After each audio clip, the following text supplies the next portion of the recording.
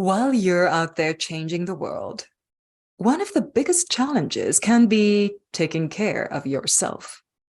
Our guest on the League of Visionaries podcast this week teaches self-care that transforms you from grappling and grinding to vibrant and vital, from stressed and struggling to focused and effective. Some people call her the body whisperer. She calls herself a mind-body-spirit well-being fundy.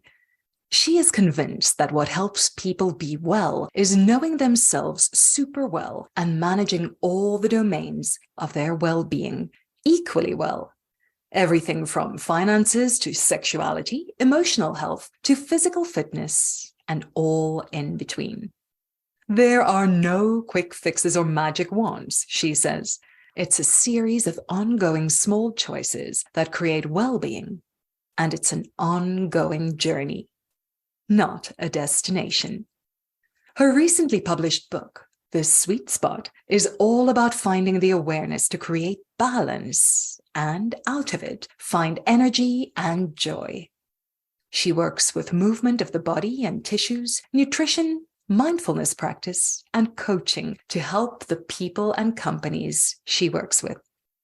She believes everyone deserves to thrive and pulse with energy so they can live their best lives. You will agree that this is vital for any visionary. Join me as we meet Sue Fuller-Good of Body Brilliance, the author of The Sweet Spot, on the League of Visionaries podcast. Welcome to the League of Visionaries podcast by Yazzie Media. The League of Visionaries podcast is your place to meet visionaries, professionals, entrepreneurs, and other thought leaders with a visionary message to share. This podcast is for you if you too are a visionary driven by a deeper purpose in your work, your play, and your investments. I'm your host, Marie-Therese Leroux, the media strategist with soul and founder and owner of Yazzie Media Virtual Media House. Connect with this League of Visionaries as we explore the power of purpose and how to bring it to the world through your message. This season of the League of Visionaries podcast is brought to you by Totally Morpheus, creators of the Egg 3 Leadership Assessment. It's fast, it's fun, it's free, and it points the way to your living leadership legacy. Sue Fuller-Good, thank you so much for being on the League of Visionaries podcast with us today. Marie, thank you for inviting me, and I can't wait to have this conversation together. Same here, and I've just been building up my curiosity. The more I learn about what you do, the more curious I am. And I know it's a big umbrella, but it's one that is so vital at the moment. It's vital to visionaries because we have this habit of going out there and changing the world and forgetting that the person who changes the world, the goose that lays those golden eggs, is ourselves. And you have what I believe is a powerful prescription for all of us to take there. Please tell us about your visionary message. Thank you for asking. Yeah, my visionary message is that you are your greatest resource and your life is unutterably precious. And so you really want to take care of yourself. I always say that health is the crown on the head of the well that only the sick can see. And that's a long way of saying that we just do not appreciate our health until we don't have it anymore. My visionary message is there is no better endeavor in the world than to take care of yourself, and maintain and look after your well-being. And well-being is a very big subject. It consists of, in my view of the world, 11 domains. And they include, and I'm going to run through them right at the start of this whole chat so that it puts everything into context right from the beginning. They include emotional health, mind health, relationship health, physical fitness and health, general health, musculoskeletal health, in other words, your muscles and joints and ligaments, gut health and nutrition, sexual health, and financial health.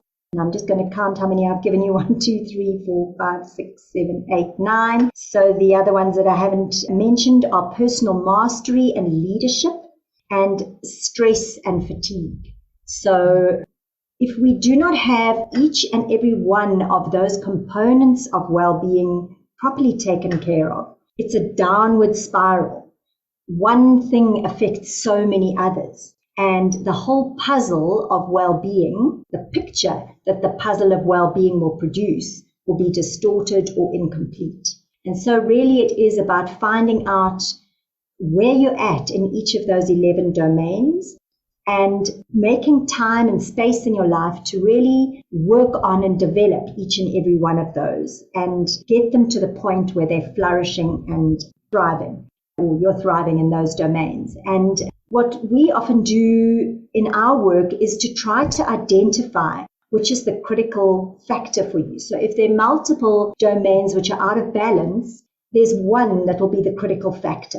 It is often actually physical fitness, funnily enough. And the research shows us very clearly that if we can attend to that, there's a cascade of change in so many other domains. But it's not always that. And so the important thing is to work on what it is for each individual and then help them to work with that themselves in their lives.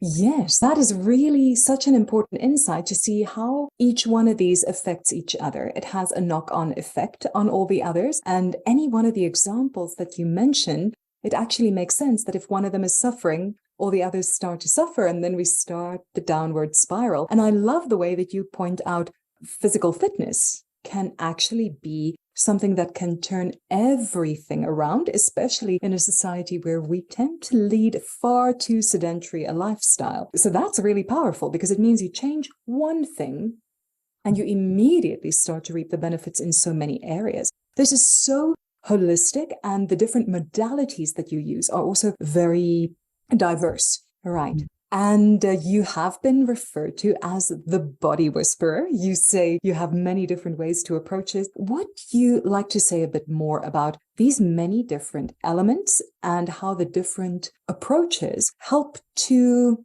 work together, this holistic aspect? So in years gone by, we really divided the mental from the physical. We said that the body is separate to the mind. But now, research has proved irrefutably that the mind and the body are linked. We kind of already knew that. Most of us have experienced getting butterflies in our stomach, but just before we have to have an important conversation or make a speech or something. Most of us have experienced the way we sweat a little bit extra when we've had a shock. So we know that our bodies explain and respond to what's going on in our minds. But I've been working with this for so many years, long before many of my medical colleagues were doing it. And so it's really, really exciting to see how really now everybody knows that we have to look at the mind and the body together, and not just the mind and the body and the person in the context of their lives. It is interesting to see that something that was kind of fringe until the 90s has become something that finally the mainstream is sitting up and paying attention to. And I'm sure you're watching and going, I could have told you this 20 years ago. Well, I think the 90s is early. It didn't really start to become part of mainstream medicine until the last couple of years, to be honest. And now we talk about the biopsychosocial model of health. And we all, really want to understand our patients, our people in that context of what's in their biology, physiology, and what's in their psychology, and what's in their sociology aspect of their lives. That very customized approach is perhaps something that we weren't so awake to before. This idea of bioindividuality is one that, after a long time of hearing so much formulaic, generic health advice, was really comforting to me to actually see that, well, yes, a lot of this is true as a basic principle, but be aware that you are different from other people and you're at a certain stage in your life. And that stage of life is also going to have an impact there. I love that you've said that. And that is so crucial. It is so crucial for people to take ownership of their own bodies and minds and selves, knowing and understanding that you are an individual and no two bodies are the same and no two minds are the same. And so you really have to work with your own health and well-being yourself, understanding that you are different. So, for example, banting became a real diet trend, if you like, and everybody was doing banting. It didn't serve most people who did it. Occasionally there was somebody who really, really thrived on it, but many people actually landed up making themselves sick or actually losing a lot of weight and then gaining weight back. They lost a lot of muscle. So it really is about knowing and respecting your own individuality and loving yourself enough to find out what works for you. And that's really very much part of my visionary message is I'm here to help you, to give you the tools and the insights so that you can understand your own self better and understand your own body better, and then help to make sense of the masses of information out there and help you to know which is the piece that you need the most. That was really part of the basis of my book that I've recently published. Yes, tell us about the book. I'm dying to tell you about my book because I'm really passionate about the subject of the sweet spot, because it really is so evident to me that it's the middle ground of everything that we need to look at. And so often what we do when we're dealing with health is we become so radical and swing to one side or another. And I don't believe that's aligned to great health. The great health is somewhere in the middle. So, for example, since we've been talking about food, but this certainly doesn't only exist in the realm of food. If you are so rigid about what you eat, you're going to miss out on the pleasure in life. And actually, we are pleasure-seeking organisms. And so it's not sustainable, and neither is it good for you. It's almost like your soul dries up if you're so rigid and disciplined. But of course, if you're the other way and you just give yourself carte blanche to eat and drink anything you fancy, you're going to land up with a weight problem and you're going to land up with ill health. So it's the middle ground that's going to bring you the greatest results and the best space. And the sweet spot is about finding that middle ground in absolutely every aspect of your life and really being aware to seek it out. I maintain that if everything is put on a continuum, it's the middle of everything that we're looking for. So if we could take any one of the personality traits, and there are 4,750 in the Oxford English Dictionary. So if we could take any one of those and test it, we would find the same answer. And I know because I've tested not all 4,750, but many, many, many of them, that really the greatest space to be is in the middle between the two extremes. So let's take stingy and generous. If you're over generous, you're going to harm yourself. You're not going to put up enough boundaries to preserve yourself and your resources. If you're over stingy, you're going to have white knuckles and you're going to have tension in your body, and it's obviously not going to lead to abundance. If you look at selfish and unselfish, you're going to find exactly the same. You want to find that sweet spot, not just living entirely for yourself and not just caring about everybody else and neglecting yourself. You want to be in the middle sweet spot. The sweet spot is really about, you might one day be a little bit more this way or one day a little bit more that way towards either extreme, but on the whole, reflect and consider yourself enough to be able to find that middle ground and really settle there as much of the time as you can. And that's really all about the balance. And the book, of course, is called The Sweet Spot. I love the subtitle, Energize Your Work and Life So You Thrive. And work and life is really a big part of this. And with our audience of visionaries, that is really something to be aware of. It's not possible to go out into the world and do visionary work if that vehicle, your body, and your mind, you could argue, your soul, your spirit, is not sustained. Absolutely. I call it me before we.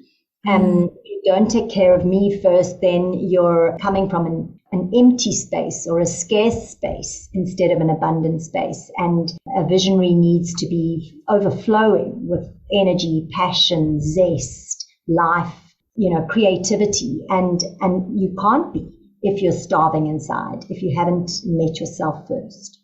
So me before we is an absolute mantra that I would love to share with the visionaries. Take care of you first, and your vision will grow. I think when there's a hose pipe from the inside, from your inner well that's filling your bucket from the inside, your self will overflow with vuma. But when the hose pipe is coming from the outside, you're looking for the outcomes of your work or the feedback from the people you're working with or whatever, then that is a hose pipe that can often spray all over the floor and miss your bucket altogether. Sometimes it runs dry. And so the inner well will never run dry. And that's really, for me, the critical factor is how do you get your bucket to be so full that it sets you free to be the most powerful visionary that you can be. Wow, that is a really powerful image, Sue. And what you say there is almost about overflowing, which happens to be the literal meaning of abundance. It's very easy to get distracted, as you say, by the outcomes rather than the true purpose and the intention. Earlier on, you spoke about taking responsibility for our own health. And this is a whole new chapter in the development of healthcare in general. I love the fact that more doctors are becoming aware and more vocal about the fact that my health is not the doctor's responsibility, but my own. It's shocking that this is something that we're only talking about now. And we're even seeing medical aids that are beginning to incentivize people to take care of themselves. It's interesting how people change their behavior when they are incentivized. But the fact is, what is the ultimate incentive of taking care of yourself, right? Well-being and energy and the focus that you speak of, living well and working well.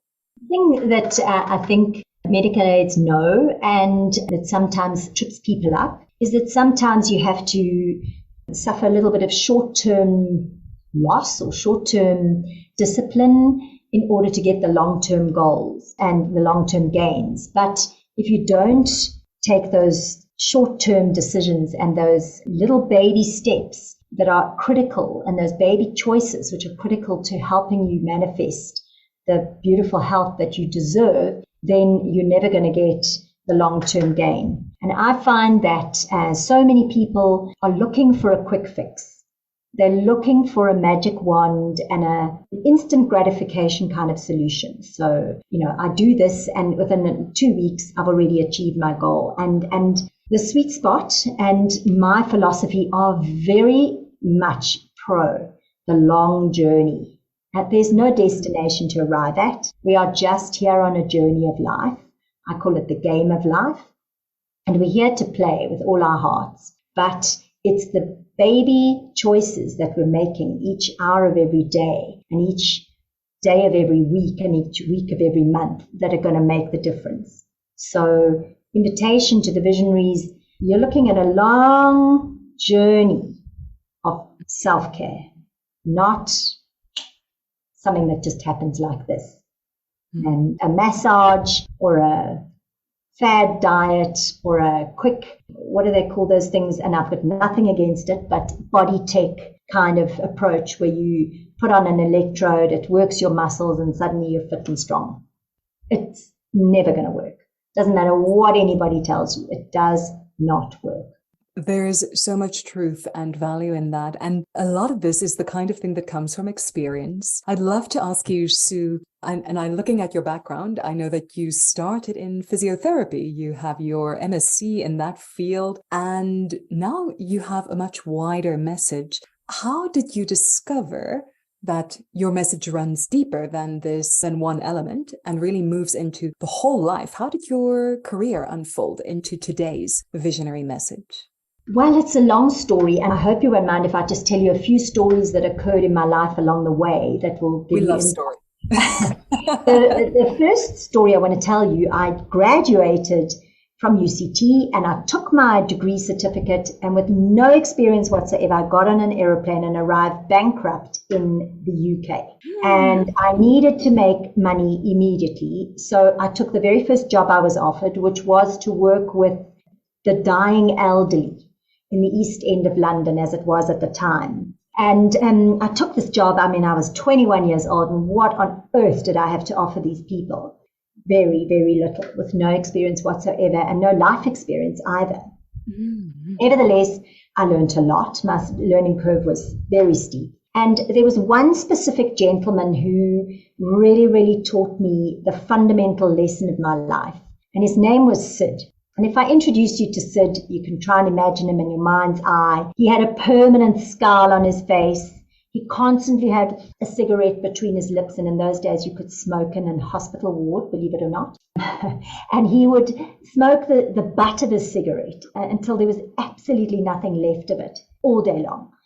Sid lost his big toe to gangrene because of peripheral vascular disease from smoking. And then he lost his big toe on the other side. And eventually, I'll cut a long story short, he'd lost both legs above the knee, and he was in a wheelchair. And when I held his hand on his dying day, my heart actually broke to hear him say, if only I had done things differently. If only I didn't live my life the way I did. And his awakening was too late. Yes. Too late.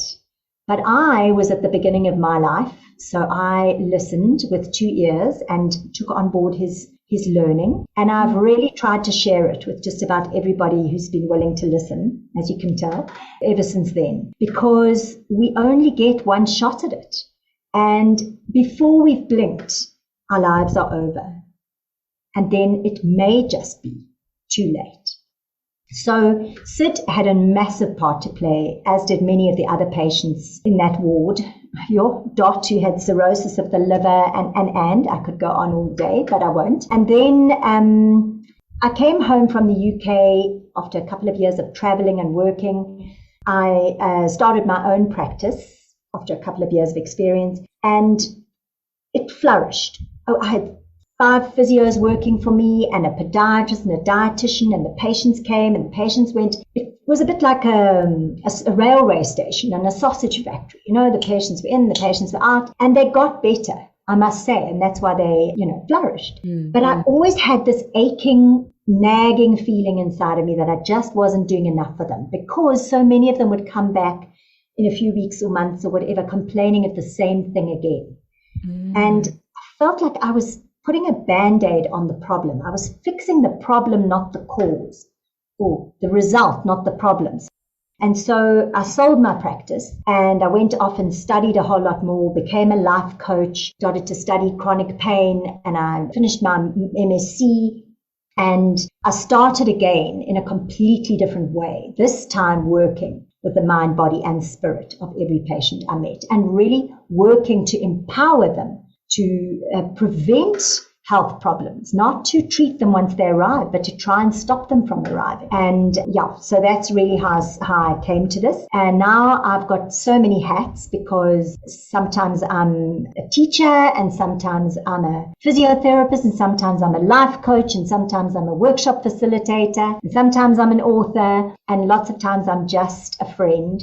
And with all of these, I've been blessed with 30-something years in my treatment room. And I never stop in my treatment room, because keeping my one foot in the room helps me to keep learning, to keep my finger on the pulse of what it is that people really battle with and struggle with, and also to just keep a handle on connecting with individuals at a really deep level, because especially when you're a physio, but also when you're a life coach, you're really blessed because people share their life stories with you.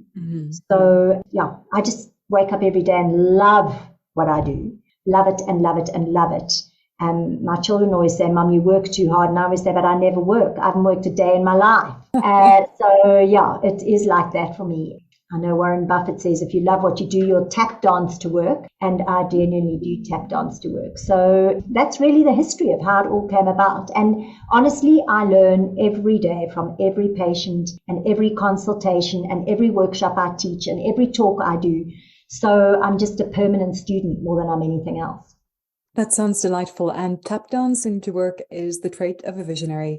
This is really the kind of thing that marks when we are doing the work that we feel that deep calling to do and that we're also passionate about. And I love the fact that your angle, your take on this actually is one that sustains you, and it is one that gives you the inner strength and the physical strength to move through the difficult times, because we know the challenges do arise throughout time. But your work in the east of London actually stirs something, and that is the fact that later in life is the time when we reap the fruits of the way we take care of ourselves. As they always say, youth is wasted on the young. It's very, very easy to stay healthy regardless of what you do while you're young, because you don't see the changes that are taking place on the inside and that add up over time. But the cumulative effect of what people do really makes a difference. Is there something that you use to inspire people to really become aware of how the results add up over time? So I'm going to start just by saying to you, I'm very, very clear that it doesn't matter what you did in your past, because you can't unravel that. It's now that counts. So from this minute forward, take care. And I really want to say that, because otherwise people might be sitting here and lamenting what they might have done in their youth. It doesn't matter. The body is astonishingly forgiving in many, many aspects. So whilst there is a time at which the crystal bowl of your health may shatter, and then it might be too late, if it hasn't shattered, it's not too late, so start today. And forgive yourself for anything you may have done or not done in the past. I think that's a really good answer, because the temptation definitely is to go, well, it's too late, so why change now? But there always are places to start. The follow-on question for that would be, if somebody says, well, I want to start, what is the one thing I need to do? What would that be? You know, I can't answer that generically because it's different for everybody. But I shared with you my 11 domains, and I'm very happy to share them again for the listeners. And I think the critical factor is to diagnose which of these is a problem for you.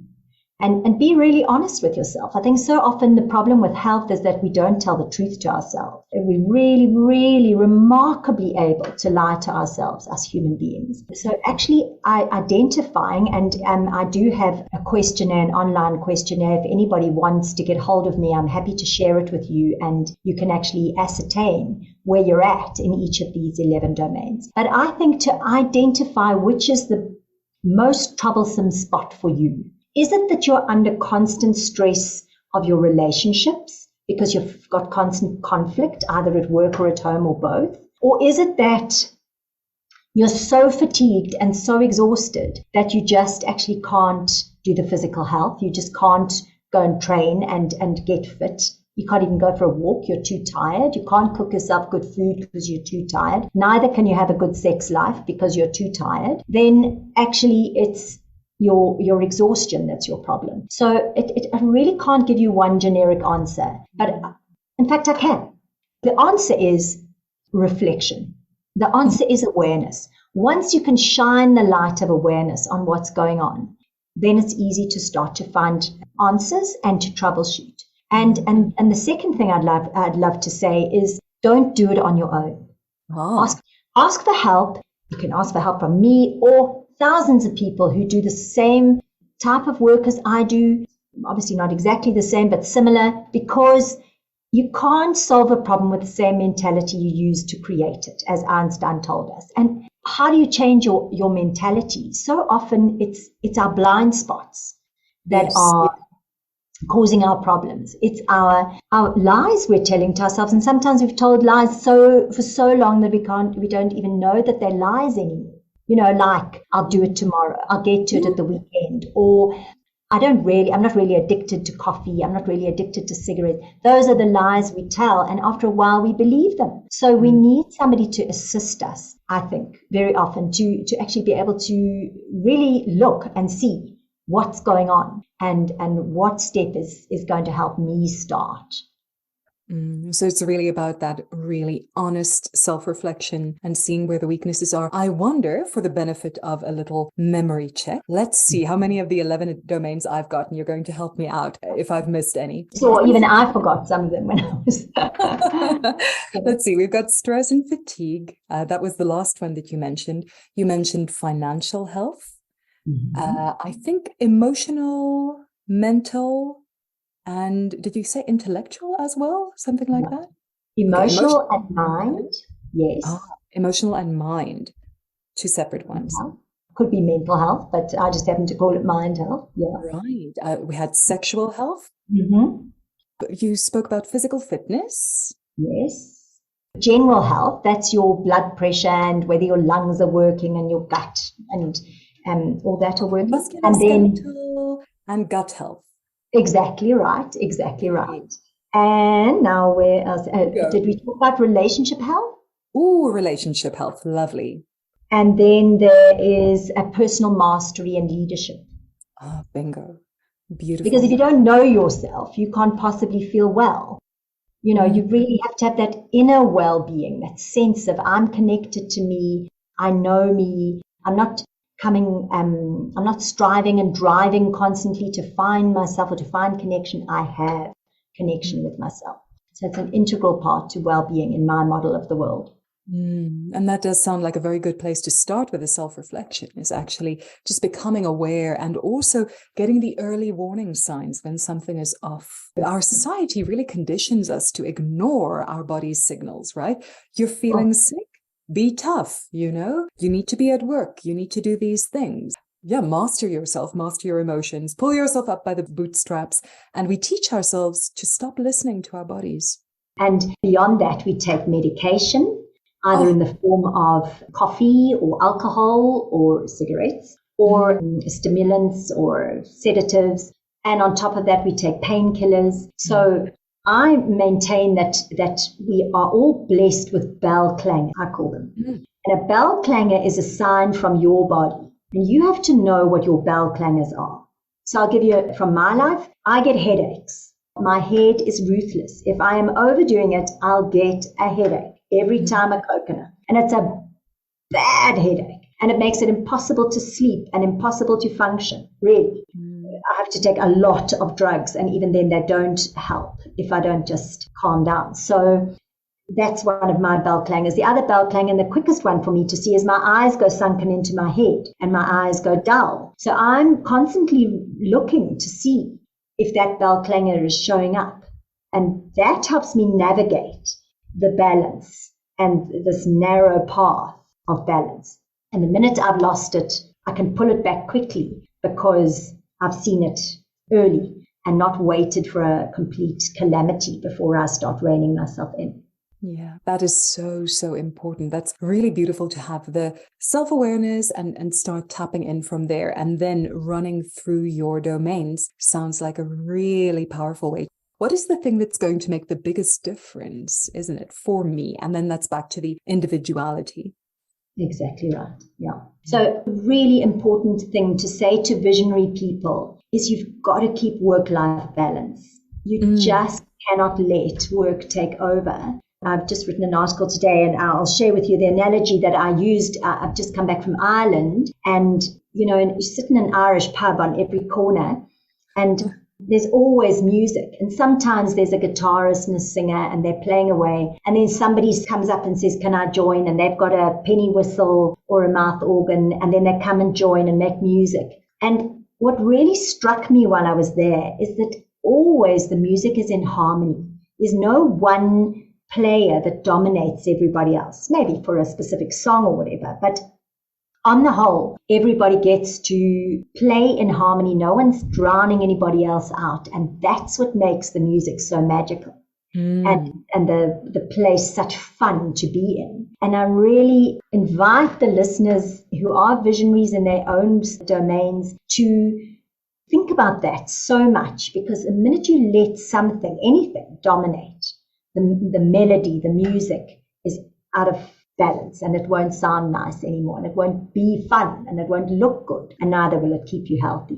So it really is about having all the aspects of your life fitting together perfectly to make a beautiful piece of music. Thank you so much for that, Sue. That is truly important message for every visionary. And I know I find my ears perking up, because I know if I were left to my own devices, I would just work. Because I love it. It's part of the tap dancing to work that you forget to tap dance home at the end of the day.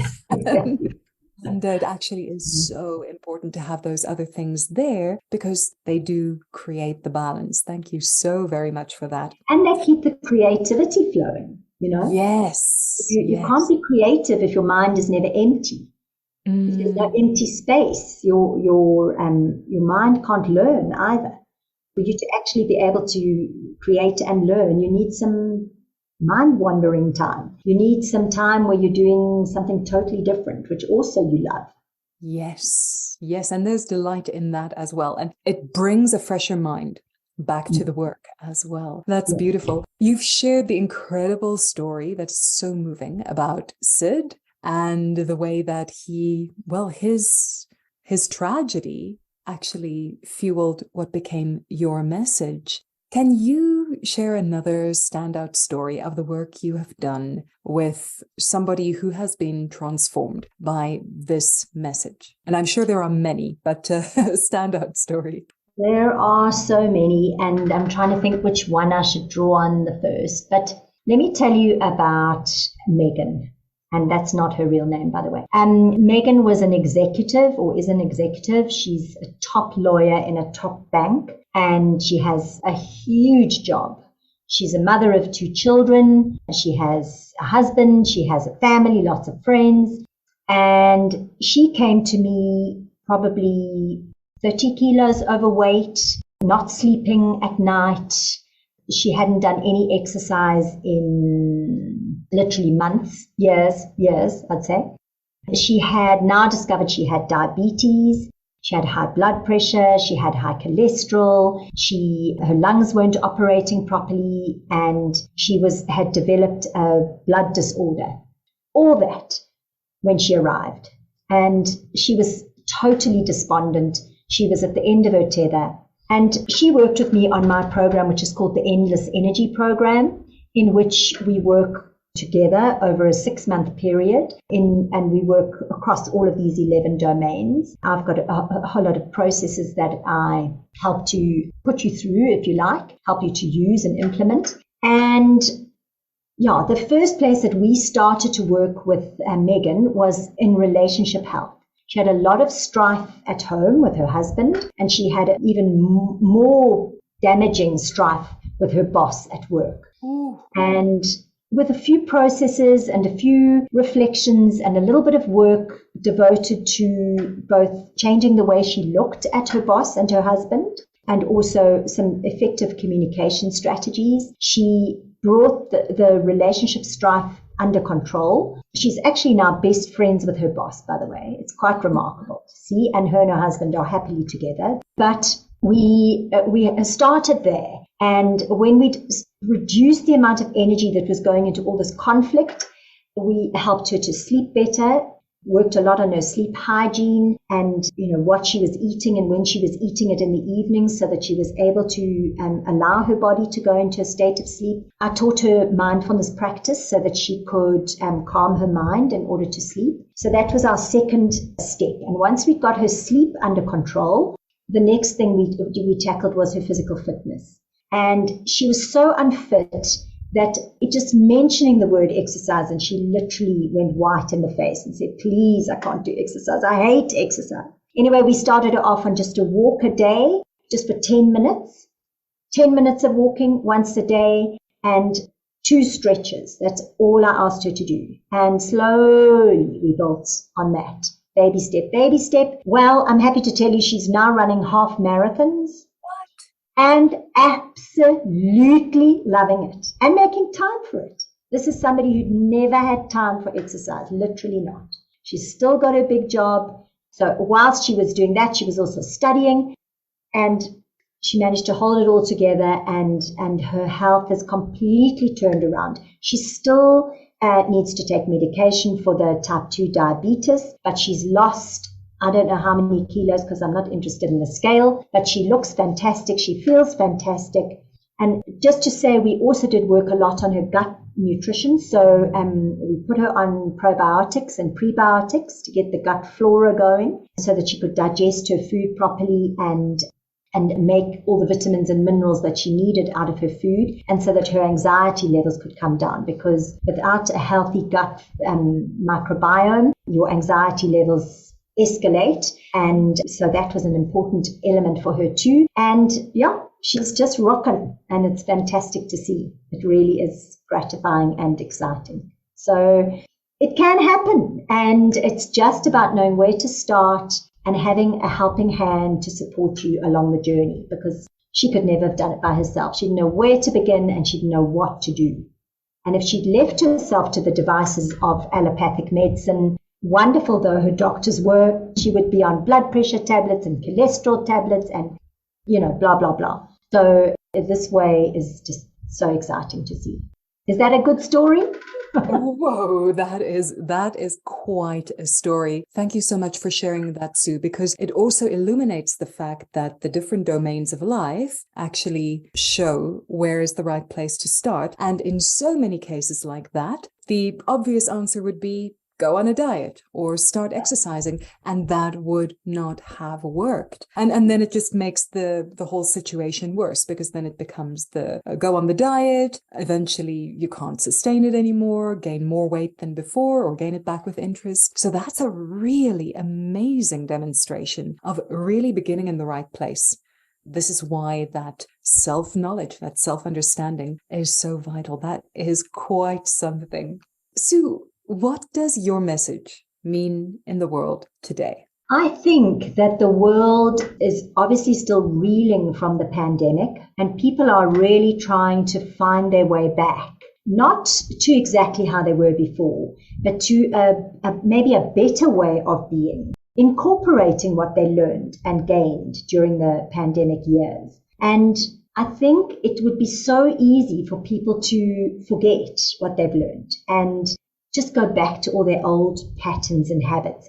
There's such a strong pull back to the way we used to operate. And so I think the importance of the message in the world today is we need it now more than ever, taking care of ourselves. We need now more than ever to be aware, to be conscious, and to reflect and see what's working and see what's not working and work with things effectively that way.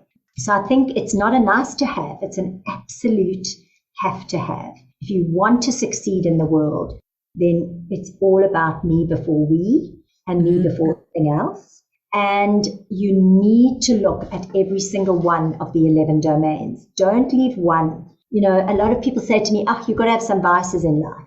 Well, yes, and I don't mind if you have as many vices as you have and as you want to have. But the truth is that so often those vices trip you up and then they damage everything else that's good that you're doing. So I really do think tell the truth and strive for gold. Why not? You could actually energize each one of those 11 domains. You don't have to be perfect. And that is really another important aspect of the message. Is you're not looking to be Jane Fonda, bless her lovely heart. It's not about that. It's about taking a baby step in the direction of your own well-being, whatever that is for you, and then another baby step. And before you know it's happened, the whole trajectory of your life well-being has totally changed path. And so, it's yours. It's not for comparing. It's not for somebody else to identify or judge. It's just about that baby step and knowing that it's important. And actually, curiosity is the most important ingredient. It's to be able to be fascinated, to look on and go, wow, look what I'm seeing. What else am I seeing? What's there? Why? And why else? So curiosity is the absolutely key ingredient. And judgment is the key ingredient to eliminate.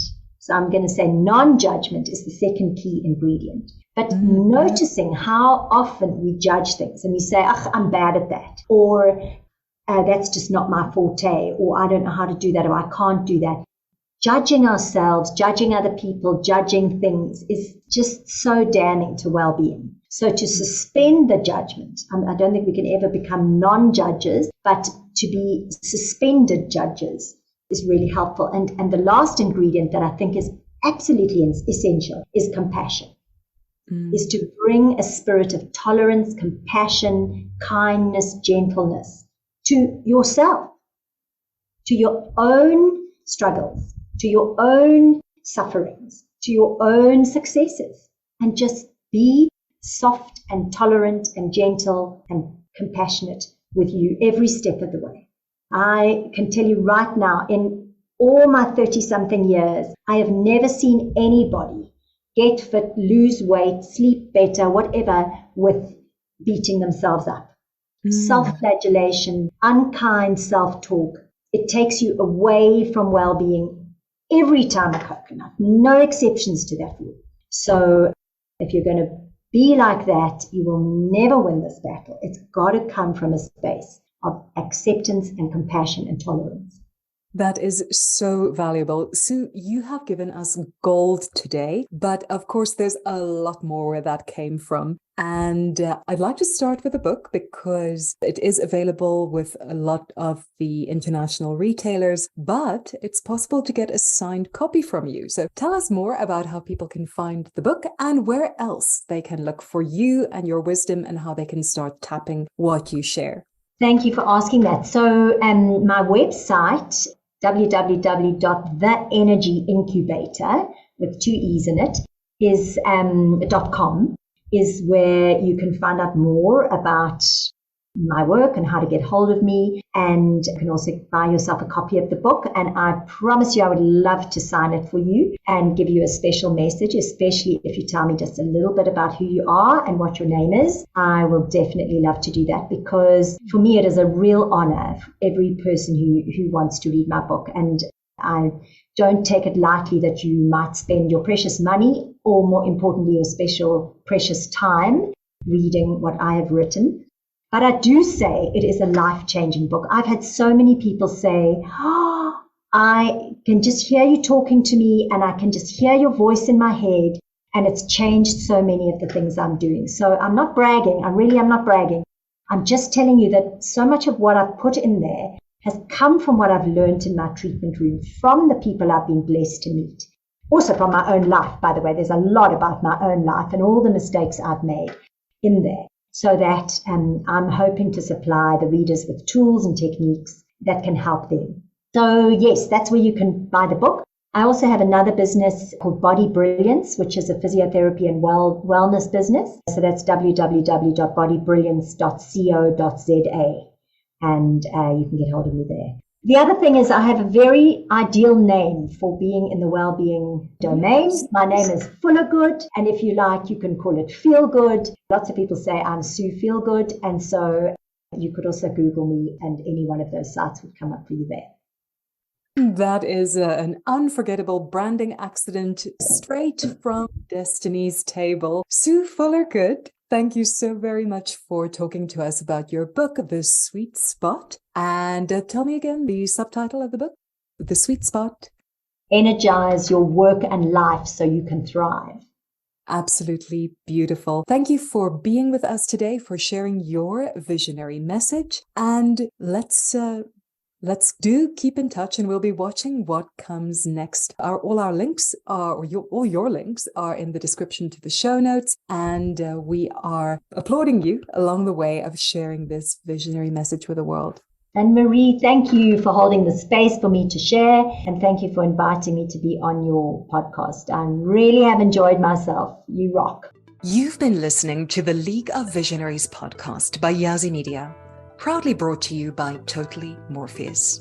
Subscribe to the League of Visionaries podcast here on your favorite podcasting platform, and follow Yazzie Media on LinkedIn to find out more about how you can share your visionary message with the world. If you are a visionary, chances are you are also a leader. But what is your current leadership state? The way you are leading right now, your default setting, if you will. The Egg3 Leadership Assessment helps you to understand the way you lead, your strengths, and your potential challenges as a leader. And most importantly, how to create your unique leadership legacy. It's fast, it's fun, it's free. It's the Egg3 Leadership Assessment from Totally Morpheus. And when you take this assessment, you will get an instant report right away, pointing the way to your living leadership legacy. Find the Egg3 Leadership Assessment now at totallymorpheus.com.